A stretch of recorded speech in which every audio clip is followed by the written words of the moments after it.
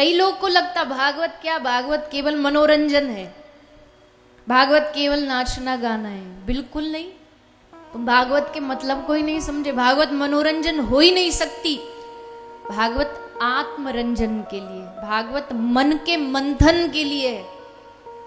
यहां भागवत में 7 दिन हंस लिए ये बड़ी बात नहीं है, 7 दिन नाच लिए वो भी बड़ी बात नहीं, पर यहां 7 दिन बैठ कर के अगर तुम्हारे हृदय का ताप, तुम्हारे हृदय में भगवान को पाने की तड़प उठने लग जाए ना, तब समझना कहने वाले ने ठीक ठीक सुनाया और सुनने वाले ने ठीक ठीक सुना। मनोरंजन नहीं करना तो मुंबई तो मनोरंजन की भूमि है। इतने सारे मनोरंजन के साधन हैं इस मुंबई नगरी में, कहीं भी कर लो, कितने भी कर लो। पर श्रीमद् भागवत जी मन के मंथन करने का काम करती है। हृदय की प्यास को, हृदय की प्यास की तृप्ति करने वाली भगवान की कथा है। तो इस श्रीमद् भागवत की शरण ग्रहण करके इस सत्संग, ये सत्संग जब तक है इस धरती पर, जब तक भगवान की कथा है, तब तक इस धरती पर हमेशा आपको भगवान नाचता हुआ दिखाई देगा। हम तो साधारण जगत के लोग हैं, भगवान के जो सबसे बड़े प्रेमी हैं, दास हैं, वो ऐसा मौका खोजते हैं, वो ढूंढते रहते हैं लिस्ट में कि अब अगली कथा कहां। मैं हमारी बात नहीं कर रही, हनुमान दादा जी, हनुमंत लाल जी, उनको सबसे बड़ा भगवान का सेवक कहा गया है। इतने बड़े सेवक ठाकुर जी के, इतने बड़े प्रेमी ठाकुर जी के, राम जी ने मंगाई थी दवाई, ये पूरा मेडिकल स्टोर उठा लाए। संजीवनी बूटी मंगाई तो बोले पता नहीं कौन सी दवाई काम करेगी नहीं करेगी, लो पूरा पूरा पहाड़ उठा ले जाते हैं। सेवा में कोई त्रुटि नहीं होनी चाहिए। ये हनुमंत लाल जी, जानते हो श्री हनुमंत लाल जी आज भी कली काल में, कलयुग में अयोध्या की नगरियों में झांझ करताल लेकर के झांझ बजाते हैं। जहां भगवान की कथा होती है, कोई आए ना आए, पंडाल में एक भी नहीं आए चलेगा, पर श्री हनुमंत लाल जी कथा में सबसे पहले पहुंचते हैं। एक कहीं मैंने बहुत सुंदर भाव पढ़ा था कि जब महाभारत का युद्ध हो रहा था ना, तो अर्जुन को चाहिए था कि मेरी ध्वजा पर श्री हनुमंत लाल विराजे। अतुलित बलधामम, जो हमारे ध्वजा पर विराजमान होंगे तो फिर हार तो हो ही नहीं सकती। तो भगवान कृष्ण को आग्रह किया कि प्रभु आप ही अप्रोच लगा के निवेदन करो। ठाकुर जी बोले चल मेरे साथ। पकड़ा अर्जुन को, पहुंच गए हनुमान जी के पास, ले गए।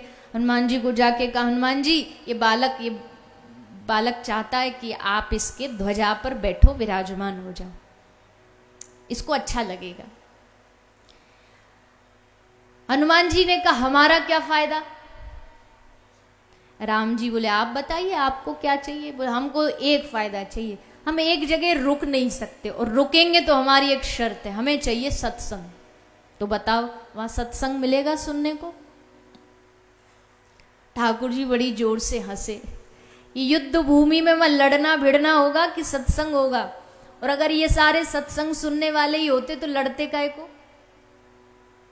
हनुमान जी बोले देखो जी हमारी तो शर्त है, जहां सत्संग होगा हम वहीं जाएंगे।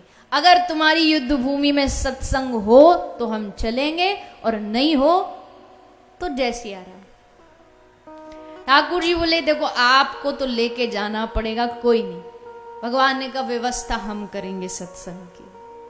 हनुमान जी आकर के ध्वजा में विराजे, और ये भाव बड़ा प्यारा लगा, मैंने जहां भी पढ़ा, इसलिए कि तब हनुमान जी उस स्थान पर बैठे रहे और यहां से जाए ना, इसलिए भगवान श्री कृष्ण ने उस कुरुक्षेत्र की भूमि पर खड़े होकर के 18 अध्याय की श्रीमद् भगवत गीता सुनाई, सत्संग सुनाई। इसके लिए अर्जुन के लिए तो बाद में था, पहले हनुमान के लिए था कि हनुमान न जाए यहां से, तेरी शर्त थी कि सत्संग, तो ले बेटा सुन सत्संग, हम करेंगे व्यवस्था। भगवान ने हनुमान जी को कहा, अच्छा आपने शर्त रखी कि जी जहां सत्संग होगा हम वहीं जाएंगे, तो इसका मतलब है जब राम जी जा रहे थे इस धरती को छोड़ के, साकेत जा रहे थे, तब भी उन्होंने हनुमान से पूछा, बेटा सब जा रहे हैं, देख विमान, असंख्य विमान आए थे ले जाने के लिए, तू भी बैठ जा विमान में। कभी जिसने राम जी की बात न टाली हो, उस हनुमान ने हाथ जोड़ के कहा, सरकार क्षमा करना, पर मैं आपके साथ नहीं जा सकता। क्यों? बोले ये बताओ आपके साकेत में सत्संग मिलेगा सुनने को?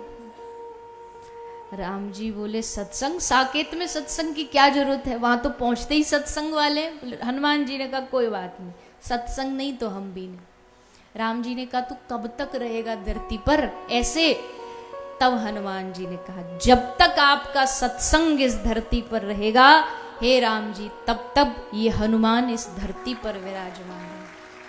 इसलिए हनुमान जी धरती छोड़ के ना जाएं, ये भी हम पर एक बहुत बड़ी जिम्मेदारी है कि सत्संग करते रहो। जिस दिन रुका सोई वो इस धरती को, धरा को छोड़ के चले जाएंगे। वो न जाएं इसके लिए हर गांव, हर शहर, हर नगर, हर क्षेत्र में सत्संग जरूरी है, सत्संग आवश्यक है।